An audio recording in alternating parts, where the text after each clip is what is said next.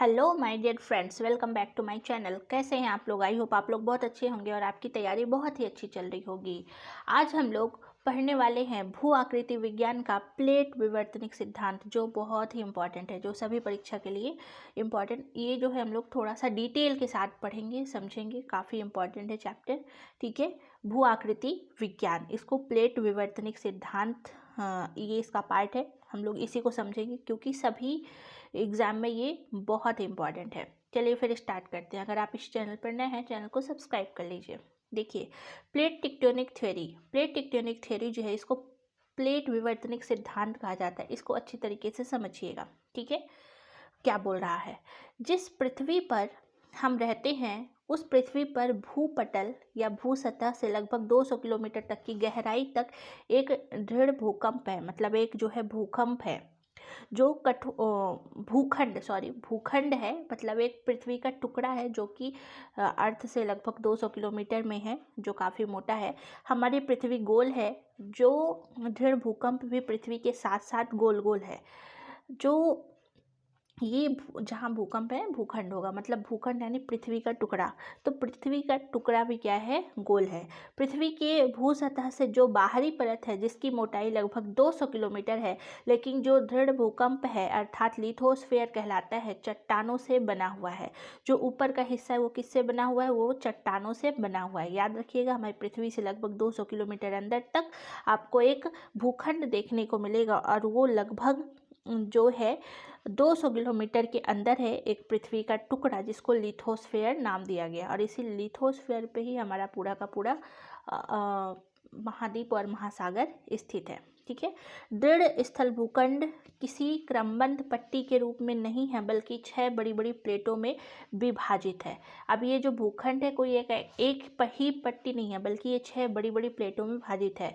यह 6 बड़ी प्लेटें स्थिर भी नहीं है, यह बल्कि गतिशील है, मतलब मूवमेंट कर रही है। ये प्लेट आपस में टकरा रही है, या तो कुछ प्लेट एक दूसरे से दूर जा रही हैं, तो कुछ प्लेटें जो है एक दूसरे के पास आ रही हैं। ये ऐसी स्थिति बनती है, ठीक है। ये सारी गति जो है लगभग 200 किलोमीटर के अंदर ही हो रही है। मतलब जितने भी ये है 200 किलोमीटर के अंदर ही ये सारी प्रोसेस जो है हो रही है, ठीक है। और गहराई वाले बाहरी परत, जिसकी मोटाई ऊपर से चारों ओर गति हो रही है। मतलब देखिए, जब आप पृथ्वी से अंदर की तरफ जाएंगे, लगभग 200 किलोमीटर में ये सारा का सारा मूवमेंट हो रहा होता है, ठीक है। या तो ये प्लेटें एक दूसरे से दूर जा रही होती है, या तो ये प्लेट्स एक दूसरे के पास आ रही होती हैं, ठीक है। ये प्लेट एक दूसरे से दूर जा रही हैं, तो निश्चित रूप से ये प्लेटें कहीं ना कहीं एक दूसरे से टकराएंगी।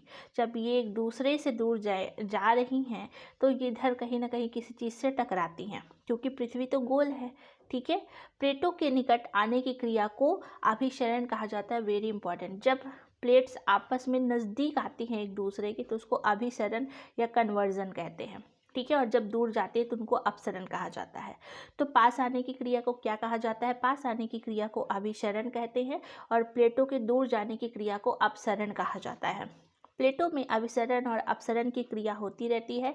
हमारा जो वर्तमान महाद्वीप और महासागरीय भाग है, पूरा का पूरा सबसे ऊपरी जो परत होती है लिथोस्फीयर, उसी पर स्थित है, ठीक है। भारत और ऑस्ट्रेलिया, मतलब भारत और ऑस्ट्रेलिया जिस प्लेट में स्थित है, उसे इंडो ऑस्ट्रेलियन प्लेट कहा जाता है। भारत और ऑस्ट्रेलिया जिस भी प्लेट पर स्थित है, उसको क्या कहा जाएगा? Indo Australian plate.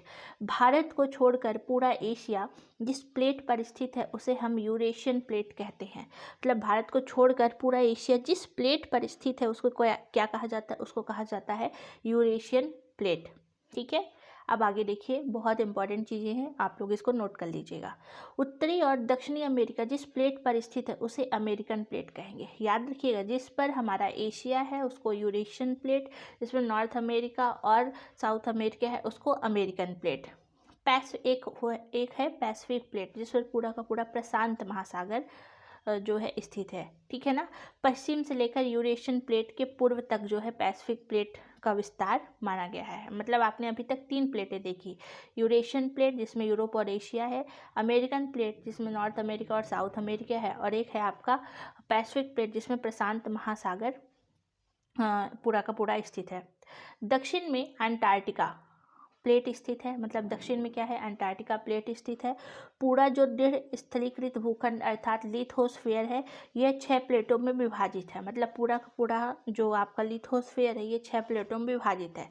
प्लेट या तो एक दूसरे से दूर जाती हैं ये, या तो फिर एक दूसरे के पास आती हैं।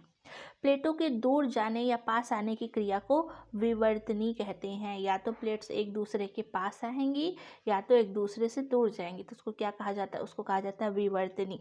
ठीक है, याद रखिएगा। प्लेटों के अध्ययन की दृष्टि से किनारे ही अति महत्वपूर्ण होते हैं, क्योंकि प्लेटों की गतियों के जो भी प्रभाव हमें परिलक्षित करते हैं, मतलब जो प्लेट का किनारा होता है, जो प्लेट्स होती हैं उसका जो किनारा होता है वो ही सबसे ज़्यादा प्रभावित होता है। ठीक है, आप यहाँ से समझिएगा अपनी प्लेट्स को, इसको आप लोग अपने डायग्राम को अपने कॉपी में बनाइएगा, काफ़ी इम्पॉर्टेंट है।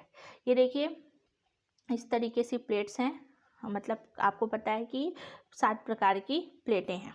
ठीक है, सबसे पहले देखते हैं कौन कौन सी प्लेट है। आप ये देखिए यूरेशियन प्लेट, जिसमें यूरोप और एशिया प्लेट है। एक है आपकी ये पूरी की पूरी ना, ये पूरी की पूरी अमेरिकन, ये पूरी की पूरी अमेरिकन प्लेट है, जिसमें नॉर्थ अमेरिका और साउथ अमेरिका है। ठीक है, ये पैसिफिक प्लेट है। ठीक है, इधर वाले में जिसमें प्रशांत महासागर स्थित है। देन उसके बाद ये अफ्रीकन प्लेट है, जिसमें पूरा का पूरा जो है अफ्रीका स्थित है। ठीक है, और इधर इंडियन प्लेट है जो कि हिंद महासागर स्थित है। ठीक है, और यहाँ पे ऑस्ट्रेलिया है। एक अंटार्कटिका प्लेट जो काफ़ी बड़ी आपको देखने को मिलेगी इस तरीके से। और ये आप देख रहे हैं ये प्लेट्स के किनारे हैं। ठीक है, ये सभी क्या है, प्लेट्स के किनारे हैं, याद रखिएगा। अब देखिए अब क्या बोल रहा है, जहाँ भी ब्लैक रेखाएं हैं, मतलब ऊपर जहाँ आप ब्लैक ब्लैक ऐसे रेखाएं देख रहे हैं, वह प्लेट एक दूसरे से दूर जा रही हैं, मतलब ये एक दूसरे से ऐसे खींच रही हैं, एक दूसरे से दूर जा रही हैं, यानी विपरीत दिशा में जा रही हैं। और जो लाल रेखाएं हैं, ठीक है, ये लाल वाली रेखाएं ऐसी, ये इस बात का परिचायक है कि प्लेट आपस में टकरा रही हैं। मतलब जहाँ जहाँ आप देखिए रेड रेड डॉट डॉट है, वहाँ है कि ये प्लेट्स आपस में टकराती हैं। ठीक है, कैसे, इधर आपका पैसिफिक प्लेट हो गया और इधर अमेरिकन प्लेट आपस में टकरा रही हैं। ठीक, ऐसे इधर भी आप देखिए, इधर से आपका इंडियन प्लेट और इधर से यूरेशियन प्लेट आपस में टकरा रही हैं। ठीक है, और इधर आपका पैसिफिक प्लेट है जो इधर वाले हिस्से से टकरा रहा है। और जो ये आप देख रहे हैं हिस्सा कटा हुआ ऐसे ब्लैक वाला, तो यहाँ पे एक दूसरे से दूर जा रही हैं। जैसे ये आपका है ना, यहाँ पे ये एक दूसरे से दूर जा रही हैं। ये जब दूर जाती है तो इसको कहा जाता है क्या, अपसरण। और जब ये नज़दीक आती हैं तो इसको कहा जाता है अभिसरण, जो कि काफ़ी ज़्यादा इम्पॉर्टेंट है। ठीक है, अब देखिए आगे क्या बोल रहा है। समस्त महासागर एवं महाद्वीप द्वीपीय भाग इन्हीं प्लेटों पर स्थित है, यानी इसी सभी प्लेटों पर स्थित है, जिसकी मोटाई लगभग 200 किलोमीटर है। समस्त महासागर एवं समस्त महाद्वीपीय भाग इन्हीं प्लेटों पर स्थित है, जिसकी मोटाई लगभग कितनी है, 200 किलोमीटर। 200 किलोमीटर के इन प्लेटों के नीचे दुर्बलता एक मंडल पाया जाता है, जिसको इथोस्फीयर कहते हैं। यह ठोस न होकर अर्धठोस है और अर्धद्रवीय अवस्था में है। इसका घनत्व और द्रव्यमान ज़्यादा है, जो प्लेट और इथोस्फीयर के ऊपर तैरते रहते हैं। मतलब जब आप देखेंगे एक लिथोस्फीयर जो सबसे ऊपरी हिस्सा पाया जाता है पृथ्वी का, तो उसके नीचे एक और परत है जिसको कहा जाता है क्या, इथेनोस्फीयर। ठीक है ना, 200 किलोमीटर के अंदर उसके अंदर का पार्ट वो इथोस्फीयर कहलाता है। यह बहुत ज़्यादा ठोस नहीं है बल्कि द्रवीय अवस्था में है। ठीक है, क्योंकि यहाँ का घनत्व और द्रव्यमान ज़्यादा है। ठीक है, और इसीलिए जो प्लेट हैं वह इथोस्फीयर यानी इथोस्फीयर के ऊपर ये तैरती रहती हैं, क्या, प्लेट्स।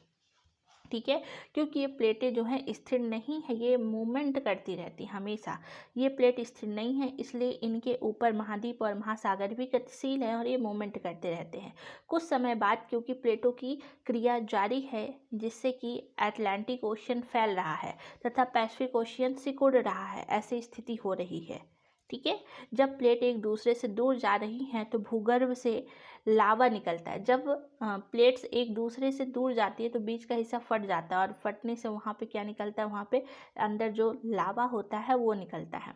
और यह महासागर के तल और यह जो है महासागर के तल में आकर जम जाता है और पहाड़ का रूप ले लेता है। इसीलिए अटलांटिक ओशियन में उत्तर से दक्षिण की ओर एक उठी हुई आकृति है जिसे महासागर में कटक का निर्माण किया गया है, जिसे अटलांटिक कटक कहते हैं। अभी अटलांटिक कटक जो है आपको कैसे समझ आएगा, आप ये देखिए यहाँ पे प्लेट्स एक दूसरे से क्या कर रही हैं, दूर जा रही हैं।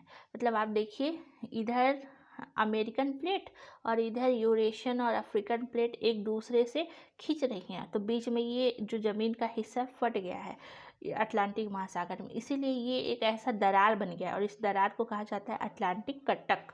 विश्व का सबसे बड़ा कटक है ये। ठीक है, आई होप आप लोग को यहाँ तक समझ में आ गया होगा। अब देखिए आगे क्या बोल रहा है, उसी प्रकार हिंद महासागर में अफ्रीकन प्लेट और इंडियन प्लेट एक दूसरे से दूर जा रही हैं, तो उनके बीच में कटक का निर्माण हुआ है, जिसे कार्ल्सबर्ग कटक कहा जाता है। क्या कहते हैं, कार्ल्सबर्ग कटक कहते हैं। इधर आप देखिए, इधर आपका यहाँ पे इंडियन प्लेट और इधर आप देखिए यूरोपियन प्लेट। ठीक है, ये भी एक दूसरे से, इधर अफ्रीकन प्लेट इंडियन प्लेट तो इधर एक दूसरे से दूर जा रही हैं, तो यहाँ पे भी ऐसे हो रहा है, यहाँ पे भी ऐसे हो रहा है। तो ऐसी स्थितियाँ बन रही हैं, जब ये एक दूसरे से दूर जाते तो उनको कटक कहा जाता है। क्या कहा जाता है, कटक। और इस वाले को कार्ल्सबर्ग कटक कहते हैं, कार्ल्स कटक कहा जाता है। ठीक है ना। कार्ल्स कटक लाल सागर में घुसता जा रहा है, जिससे कि लाल सागर फटता हुआ दिखाई देगा आपको, और अरब सागर उत्तर की ओर जाएगा तो फारस की खाड़ी जो है क्या होगी, बंद हो जाएगी। ठीक है, फारस की खाड़ी जो है बंद हो जाएगी। अफ्रीका में धरातल नीचे की ओर धसक रहा है और भ्रंश घाटी का निर्माण हो रहा है, और पूर्वी अफ्रीका में दरार घाटी का निर्माण हो रहा है। अफ्रीका में जो लगभग 200 किलोमीटर मोटी प्लेट है, पतली होती जा रही, बहुत ही ज़्यादा जो है और ज़्यादा पतली होती, जो 200 मीटर की प्लेट है वो क्या हो रही है, पतली होती जा रही है। ठीक है, भूमध्य रेखा पर विक्टोरिया झील से नदी निकलती है और उत्तर की ओर प्रवाहित होती है। मतलब जो आप अफ्रीका में देखेंगे तो अफ्रीका में एक नदी निकलती है जिसको बोलते हैं विक्टोरिया झील, वहीं से एक नदी निकलती है हमारी, जो कि उत्तर की ओर प्रवाहित होते हुए भूमध्य सागर में चली जाती है, जिसे नील नदी कहते हैं। आपको पता है विश्व की सबसे लंबी नदी है नील नदी, जो कि अफ्रीका में है और इतनी लंबी है कि पूरा अफ्रीका को कवर करती है। ठीक है, यहाँ का पानी संचित होने से मालवी झील, टंगानिका झील का निर्माण हुआ है। मतलब पूरा का पूरा अफ्रीका का मैप लीजिए आप, वहाँ पे देखिए विक्टोरिया झील कहाँ है, मालवी झील, मतलब ये झील ऐसी हैं एक दूसरे के आसपास है, जिससे कि पूरा पूरा दूर से आपको पानी की एक लहर दिखाई देगी, और इसी को नील नदी कहा जाता है। ठीक है ना, पूरा एक पानी की लाइन ऐसे दिखाई देगी आपको। आने वाले समय में नील नदी में नीला सागर का निर्माण होगा, मतलब ये एक्चुअल में ना फट जाएगा, ये जो पूरा अफ्रीका है 20 से ऐसे 2 टुकड़े होने के चांसेस हैं। ठीक है, और यहाँ भी कटक बनेगा, और ये क्योंकि यहाँ की जो प्लेट्स है ये एक दूसरे से दूर जा रही हैं। ठीक है, प्लेट विवर्तनिक सिद्धांत क्या है इसको समझते हैं थोड़ा और अच्छे तरीके से। आंतरिक संरचना में हम लोगों ने पृथ्वी को 3 भागों में बांटा, क्रस्ट, मंटल और कोर। ये रासायनिक विभाजन था जिसमें सियाल, सीमा और नीफे पाया जाता है। हम आपको बता चुके हैं कि सियाल क्या होता है, सीमा क्या होता है, नीफे क्या होता है। अगर आपने वीडियो नहीं देखा है तो पिछले वाला वीडियो आप ज़रूर देखिएगा। ठीक है, तो ये हमारा पहला पार्ट था जिसमें हम लोगों ने पूरा का पूरा कवर किया। क्या कवर किया, अच्छी तरीके से प्लेट टेक्टोनिक थ्योरी को समझा, उसके सिद्धांत को समझा। ठीक है, अगला जो वीडियो आएगा आपका इसका पार्ट 2 आएगा, इसको आपको अच्छे से लिखना है और नोट डाउन करना है। इसमें हम लोगों ने कटक के बारे में समझा। ठीक है, फिर हम लोग जो लिथोस्फीयर की 6 प्लेटें हैं उनको समझेंगे, लिथोस्फीयर, जो कि अगले पार्ट में हम लोग समझने वाले हैं। ठीक है, ये हम लोग 6 प्लेटों को अच्छी तरीके से, लिथोस्फीयर के ऊपर कौन कौन सी प्लेटें हैं, कैसे वर्क करती हैं, ये हम लोग अगले वीडियो में देखेंगे। तो अगर आपको वीडियो पसंद आया हो तो लाइक, शेयर, सब्सक्राइब जरूर करिएगा। ठीक है, कोई भी प्रॉब्लम हो, कोई भी डाउट हो, नीचे कमेंट में ज़रूर बताइएगा। और ये जो एग्ज़ाम के अकॉर्डिंग ही ये पूरा PDF तैयार किया गया, चाहे वो MP सेट का हो, नेट का हो या वर्ग 1 का PGT हो। ठीक है, कोई भी PGT जहाँ भी प्लेट टेक्टोनिक थ्योरी आएगी वहाँ सभी पे इसका जो है इस्तेमाल हो सकता है। ठीक है, तो आप जो है इसको नोट करिएगा अच्छी तरीके से और कवर करिएगा। ठीक है, तो कोई भी डाउट हो नीचे कमेंट में ज़रूर बताएं, वीडियो को लाइक ज़रूर करें। इसके बाद हम लोग मिलते हैं पार्ट 2 के साथ, ठीक है। तो थैंक यू सो मच। जय हिंद।